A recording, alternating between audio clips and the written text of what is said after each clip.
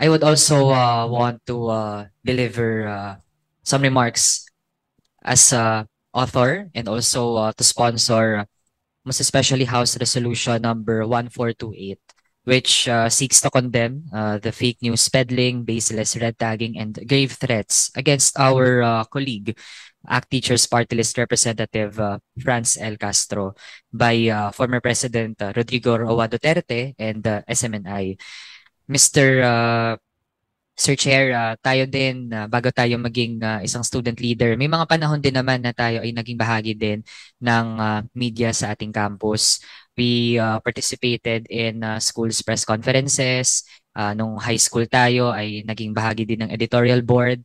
Nung kolehiyo naman ay tumulong sa pag-revive at maging operational ulit ang ating student publication sa UP Visayas College of Arts and Sciences. Kaya ganun kahalaga ang pagtingin po ng mga kabataan sa papel ng media sa ating bayan. And with many young journalists who also participate in different levels of the school's press conferences, hindi po magandang ehemplo ang nakikita natin sa forma ng mga ginagawa ng SMNI o itong Sunshine Media Network International. Sa mundo naman natin, natural na merong mga pagkakaiba ng opinyon. Pero sa hulit-huli, Mr. Chair, naniniwala ang kabataan na dapat lahat ng opinyon ay nagmumula sa katotohanan.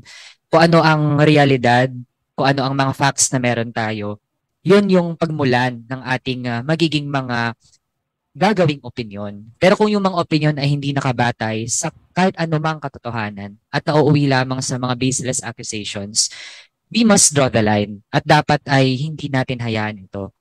At dumulo na nga ang ganong naging trend ng mga baseless accusations and even red tagging sa death threats sa ating kapwa mambabatas. Mr. Chair, to quote, sabi pa, and I quote, "Gusto kitang patayin, but I want to kill you softly." End of quote. Meron pa, Mr. Chair, kayo, ikaw, Franz, kayo mga komunista, ang gusto kong patayin. End of quote. And this is too much.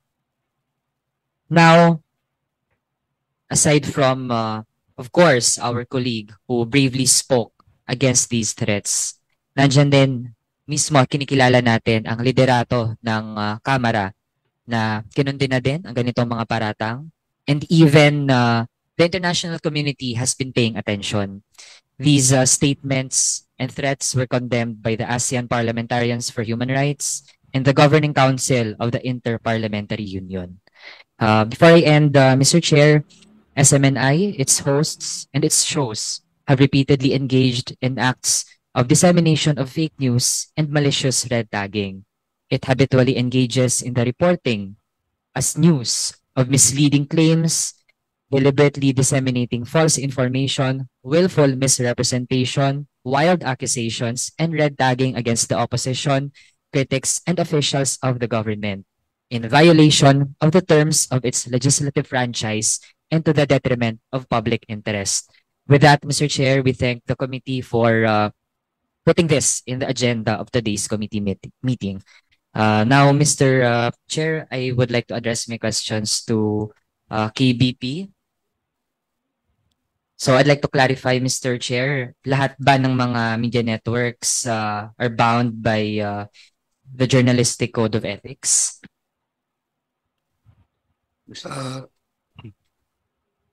As insofar as the Code of Ethics of KBP is concerned, it applies only to KBP members, Your Honor. So is SMNI a member of the KBP? Suarasug is a member of the KBP, Your Honor. So in effect, ibig sabihin dapat ang mga pinapalabas din ng SMNI should be covered by this code? Yes, Your Honors. Now, Mr. Chair, sa Broadcast Code of the Philippines, ano po ang nababanggit doon regarding fairness and objectivity in programming? Ano po ang pamantayan na dapat sundin ng mga miyembro ng KBP kasama ang Suarasug and in effect SMNI? That news should always be fair and accurate and objective, Your Honors.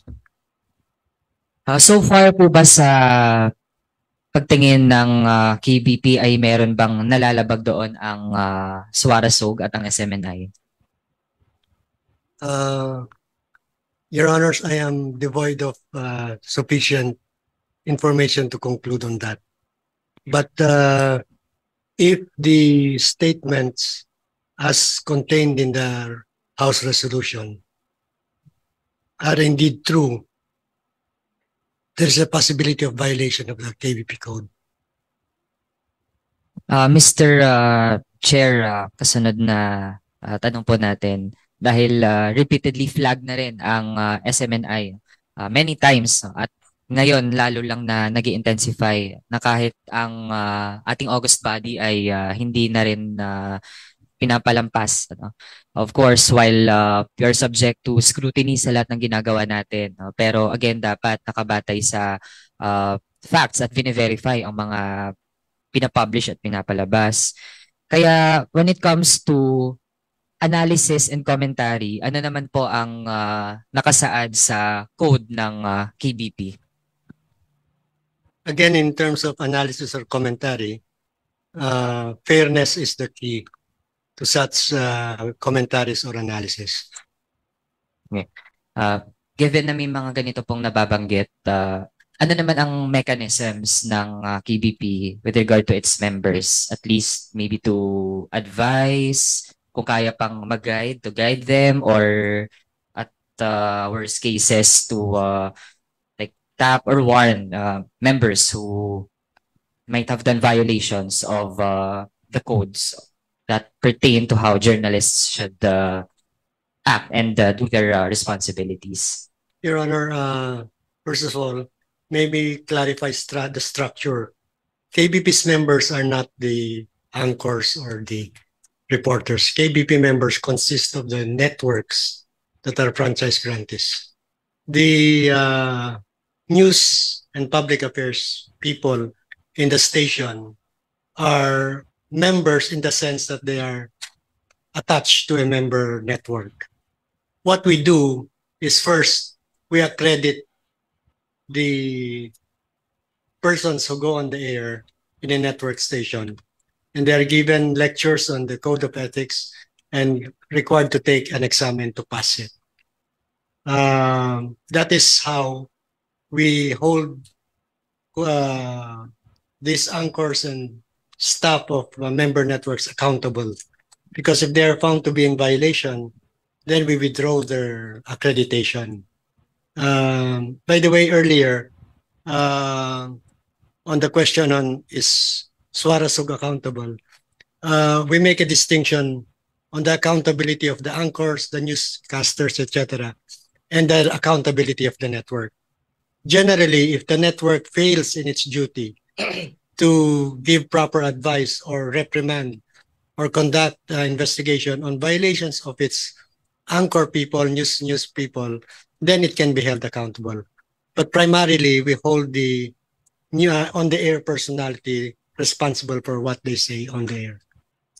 There is a standards authority in the KBP, which is quote-unquote the courts of the KBP. They consist of 4 divisions of 4 members each.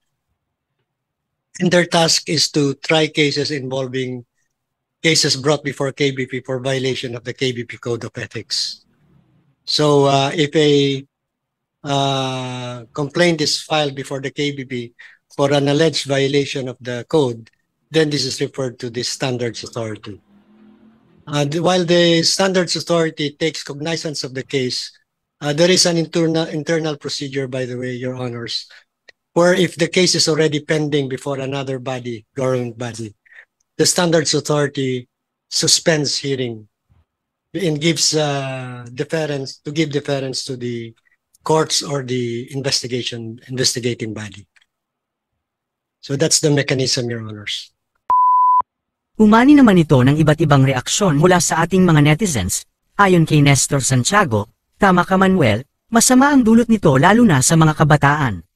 Pahayag naman ni Reinhardt Vittorio, tanong lang, ikaw Manuel, ano ang makukuhang impluwensya ng kabataan sa iyo, gaya ng pagsama sa rally, para kalabanin ang gobyerno? At ito naman ang saloobin mula sa ating kababayan na si Nusalon Sappilan Ismael, si Pastor Quiboloy lang talaga ang target nila, hindi kayo mananaig. Mga kababayan, feel free to comment below para maglabas ng saloobin sa balitang ito.